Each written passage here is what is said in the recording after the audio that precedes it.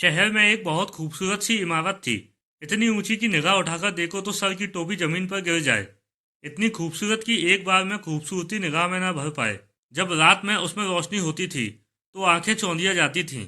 इतनी खूबसूरती के बाद भी उसे एक गम सताया करता था। 10 कदम की दूरी पर कुछ मलिन झोपड़ियों की बस्ती थी। वो झोपड़ियां ऐसी थी जैसे चांद में लगा हुआ कोई दाग। इमारत को इन लो क्लास झोपड़ियों के साथ रहना बिल्कुल पसंद नहीं था।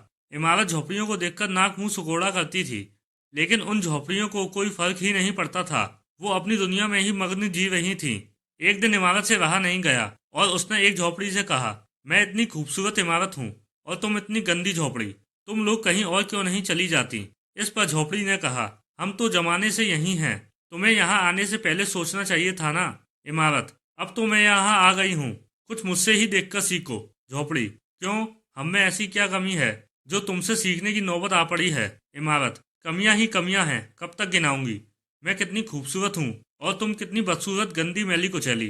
झोपड़ी जोर का ठहाका लगाते हुए बोली, मानती हूँ कि मैं बहुत गंदी, मैली कुचैली हूँ, पर असलियत में बड़े बड़े गंदे और घिनौने षड्यंत्र ऊंची ऊंची इमारतों में ही होते हैं। झोपड़ी वालों को षड्यंत्र करने की फुर्सत कहाँ। इमारत जवाब सुनकर थोड़ा सा तिलमिलाई और नाक सुगड़ते हुए दोबारा बोली, मैं कितनी मजबूत हूँ और तुम कितनी कमजोर। किसी मौसम का मुझ पर कोई असर नहीं होता। झोपड़ी शालीनता से बोली, कमजोर झोपड़ी में विश्वास और रिश्ते मजबूत होते हैं। मौसम का टूटा दोबारा बन सकता है, लेकिन टूटा विश्वास दोबारा नहीं बन सकता। झोपड़ी में रिश्तों की नींव मजबूत होती है, जो कि इमारतों के पास नहीं होती।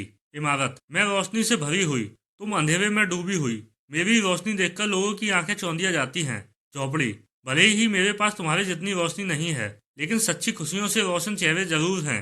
मुझे बनावटी रोशनी की जरूरत नहीं। जहाँ बनावटी हंसी हंसनी पड़े, इतनी कम रोशनी में भी असली चेहरा दिखाई देता है, और इमारत में आंख चौंधियाने वाली रोशनी में भी असली चेहरा नहीं दिखाई देता।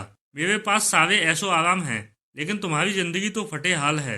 इमारत ने तीखी मुस्कान के साथ कहा, फटे हाल ही सही, मेरी जिंदगी तो है। ऐशो आराम के चक्कर में तुम्हारी जिंदगी का तो कोई अता पता ही नहीं रह गया है। चैन की नींद तो झोपड़ी में ही आती है। सुना है इमारतों को नींद की गोली लेनी पड़ती है। झोपड़ी ने भी चढ़ाने वाले अंदाज में बोला। इमारत भी अब बहुत खिसिया चुकी थी। सो जो हर दौलतमंद का आखिरी दांव होता है, इमारत ने भी वही दांव फेंका। मेरी जेबों में दौलत की गर्माहट है, जिससे मैं दुनिया की हर चीज खरीद सकती हूँ, यहाँ तक तुम्हें भी। झोपड़ी के चेहरे पर हल्की सी मुस्कान फैल गई और बोली, मेरे पास रिश्तों की गर्माहट है और यह किसी दौलत से नहीं खरीदी जा सकती। बेशक तुम मुझे खरीद सकती हो, लेकिन जो मेरे पास है वह खरीद पाओ। इतनी दौलत तुम्हारे पास नहीं। अब तो इमारत भी समझ चुकी थी कि झोपड़ी के पास कुछ ना होते हुए भी दुनिया की सबसे अनमोल चीज है, और वह दुनिया में सबसे ज्यादा अमीर, खुश और संतुष्ट है। और उस दिन के बाद से इमारत ने झोपड़ी से कभी नफरत नहीं की।